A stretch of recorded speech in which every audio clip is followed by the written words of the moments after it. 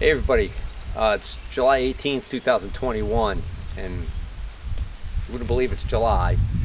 Matter of fact, it's starting to rain again. I don't think we've gone 2 days without some rain in the past 2 weeks. We were out July 4th weekend camping, and we had a breakdown. And as luck would have it, we drove all the way to Maine with this truck, and it failed as we were just finishing backing the trailer into our spot.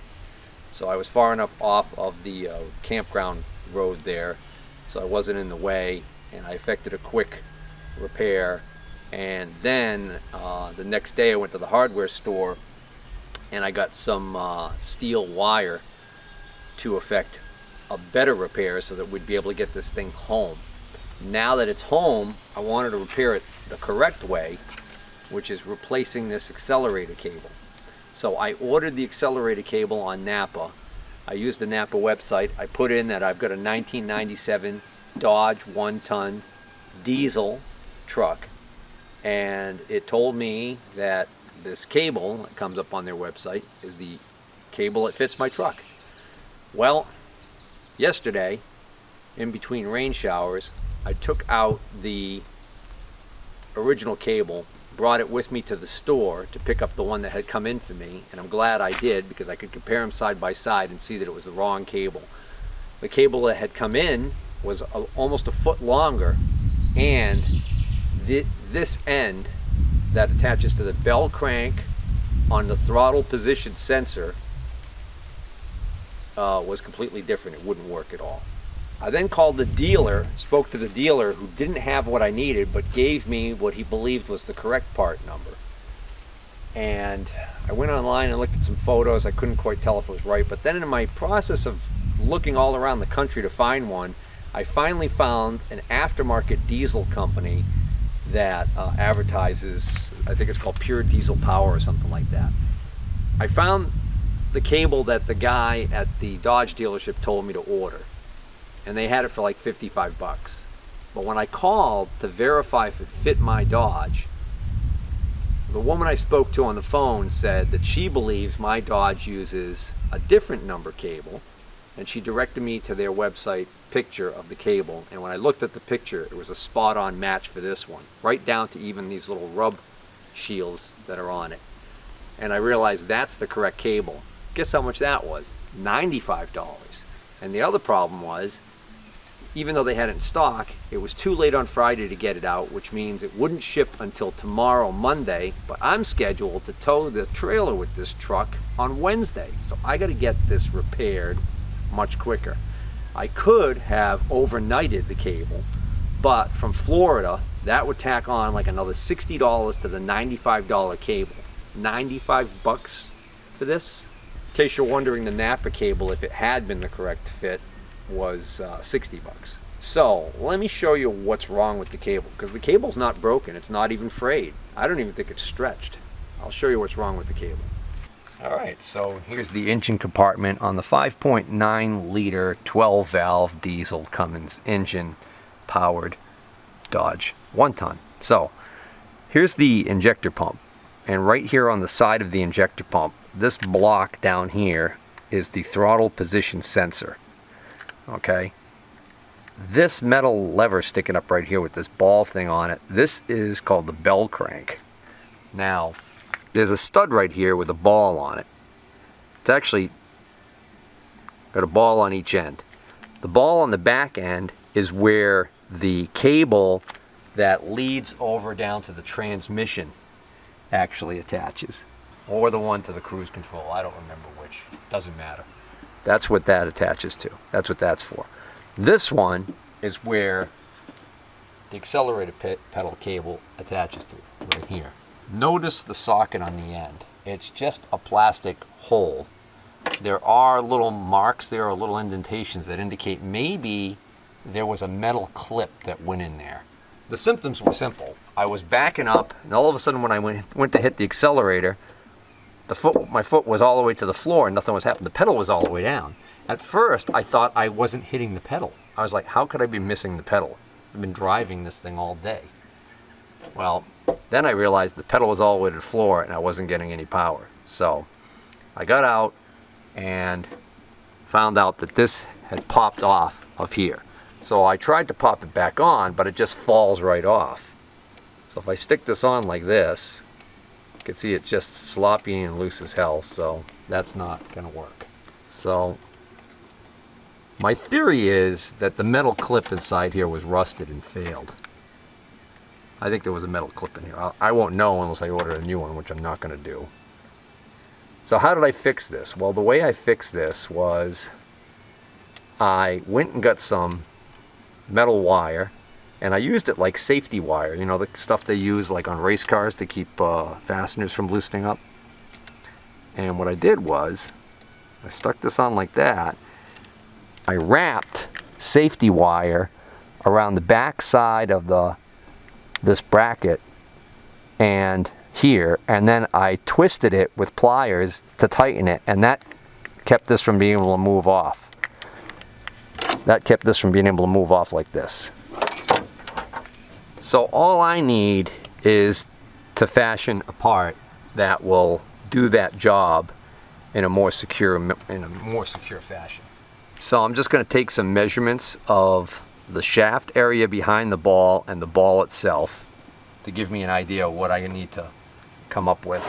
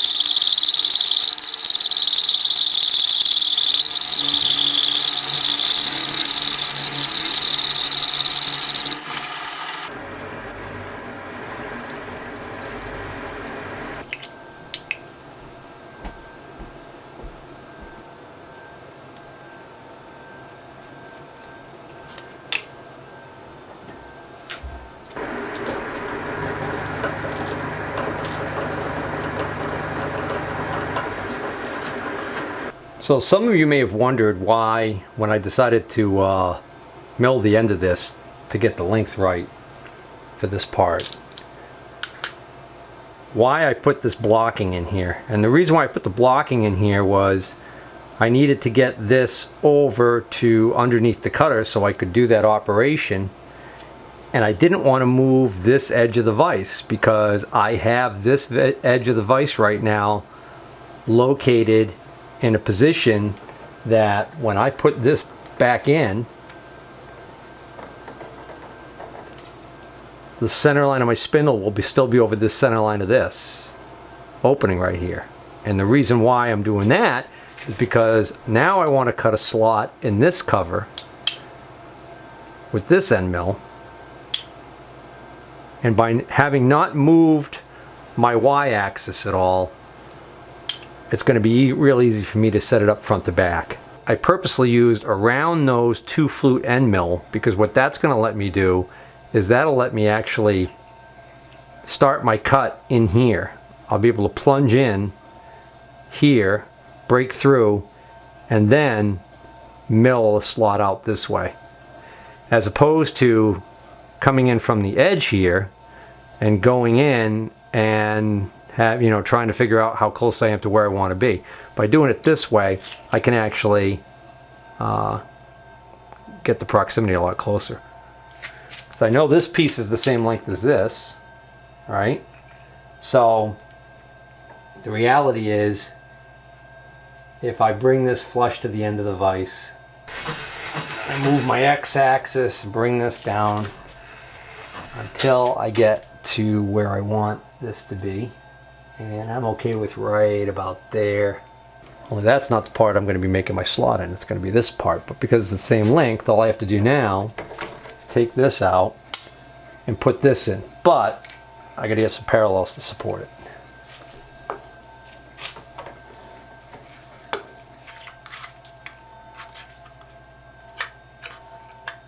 I'm going to bring this flush to the edge.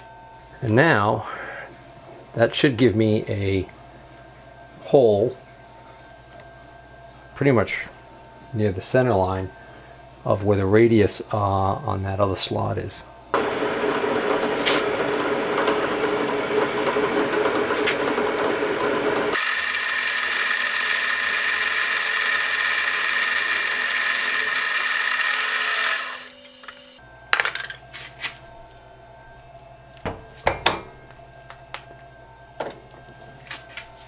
I actually made this to work this way.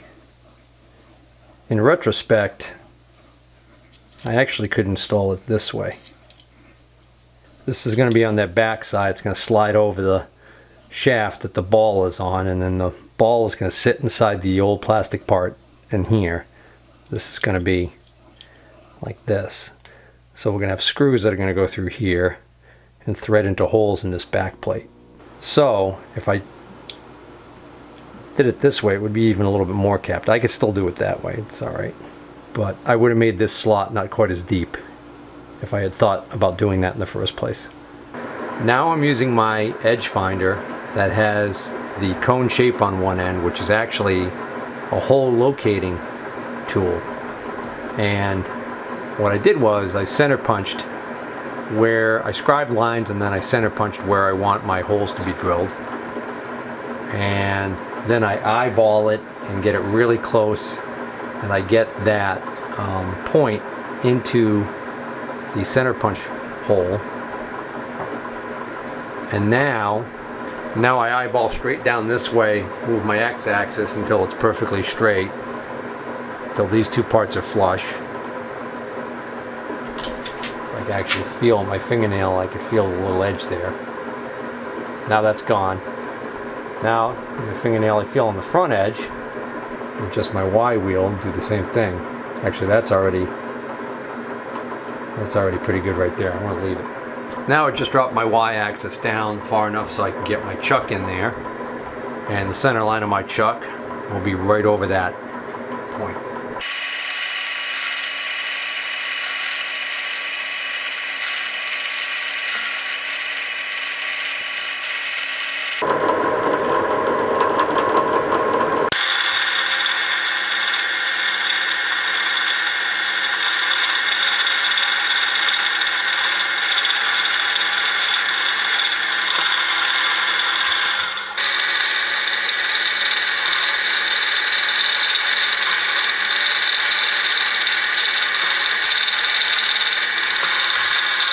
That's a 9/64 drill bit.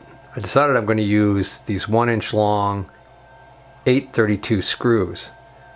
Now, yeah, that's not the correct tap size for an 832, but remember, these are my through holes. So I want the screws to be able to pass through this and thread into the small plate. So on the small plate, I need to drill 4 holes with the tap drill size for an 832 screw, and I need them to be precisely located. So what I'm going to do is I'm going to use my 9/64 transfer punch. So I'm going to clamp this together and use this to transfer these hole locations to my small little plate. Alright, so now I've clamped the two pieces on top of each other in this small little vise. That'll keep the pieces from moving so that when I locate the first hole, I don't have to worry about this sliding out of position so that the next hole ends up being screwed up. So, just going to use the transfer punch. This is nice soft aluminum I'm working with, so I don't need to bash it too hard. Like my hammer? Okay. And now I have 4 punch marks exactly where I want them. So now I've got my correct tap drill size in there for an 832 screw, which is number 36 number drill. And you'll notice that I have my part actually in the vise that I used for the transfer punch. And the reason why I'm doing that is I'm going to cheat a little bit. If I clamp it in the Kurt vise here, then I've got to play with the XY and peck around to try and see if I can locate the hole. And the reality is it's just a lot easier for me to just freehand move the vise around and bring it into position. The key here is this is such a small drill, I don't have to worry about really having a lot of clamping force with the vise. I wouldn't do this with a larger drill because the drill could, if the drill grabs, it could spin the vise in your hand and hurt you.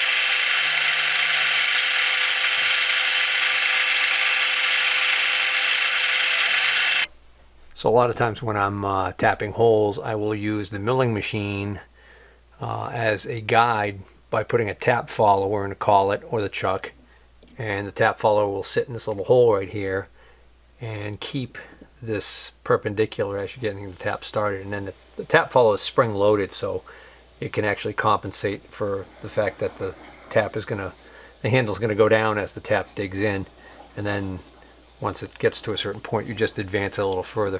They're really handy to have.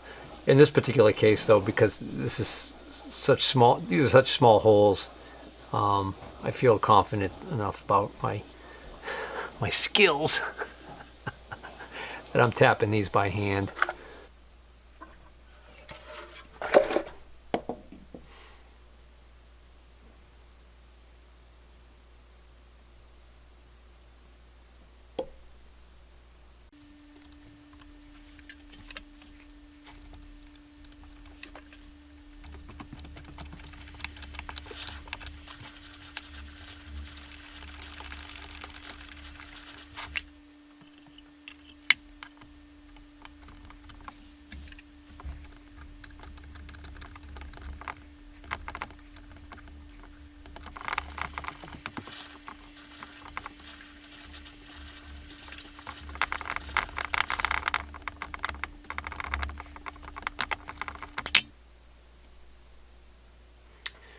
Just going to deburr these other holes.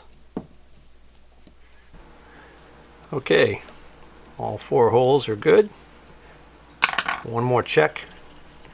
See how well my alignment worked.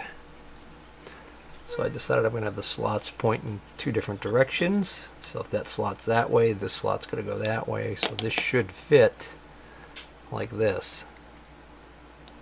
In fact, I should be able to get one started, and it should allow all the other ones to line up. I'm looking at, in reference to the edge, they didn't do such a great job, but see, I think I got something wrong here. I think that hole's out of location. Oh, it looks like there's a burr in there actually. Nope, something happened. this hole's not lining up. Well, I'm not going to scrap the whole part just because of that. So what I'm going to do is I can drill this hole, this through hole, oversized, which will allow the screw to kick over in the direction it needs to get into that threaded hole on the end. It's not a perfect solution, but it beats starting over. So I just kept going progressively up in drill sizes for this hole until I got to a point where I could have all 4 screws go in. If I take out these other 3 screws that are properly aligned, you can see how sloppy this is now, because I had to oversize that hole. But the 3 that are done properly will help keep it in location, and this 4th one will just be adding clamping force, which is what I want. And I'm going to use Loctite on these screws anyways because of the vibrations that are in the engine compartment. So again, the theory of operation behind my makeshift repair here. Of course, this snaps over the ball. This will slide over the stem portion of the ball, and because this slot is smaller in diameter than the ball, this will not be able to come this way.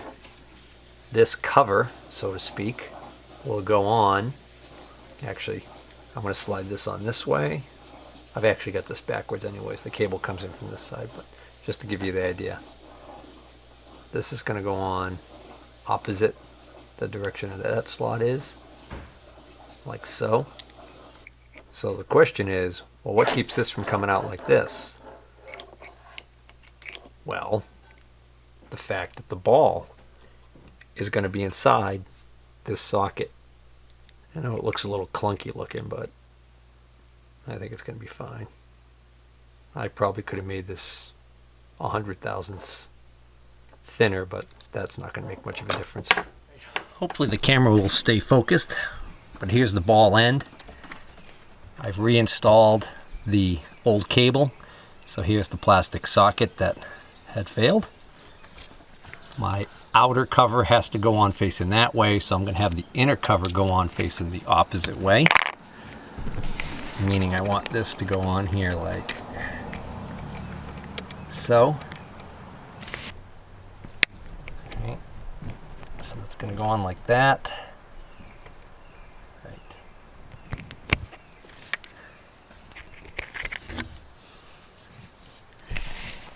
Now this has to go on like this.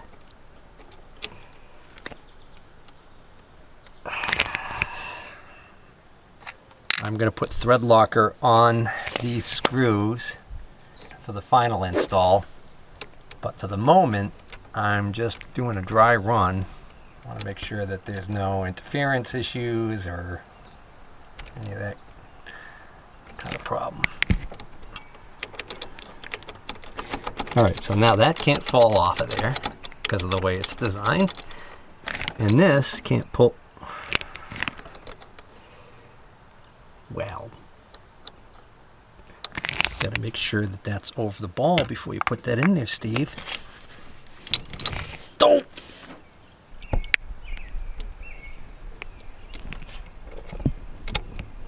Okay, there's the 2 screws in temporarily, and now that can't pull out.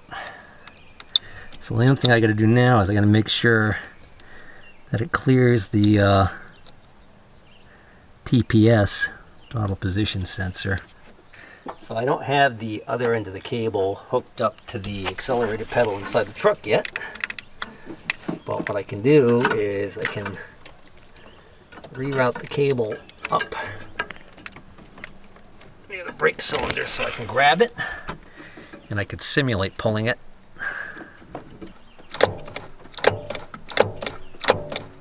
I think that's going to work fine. All right,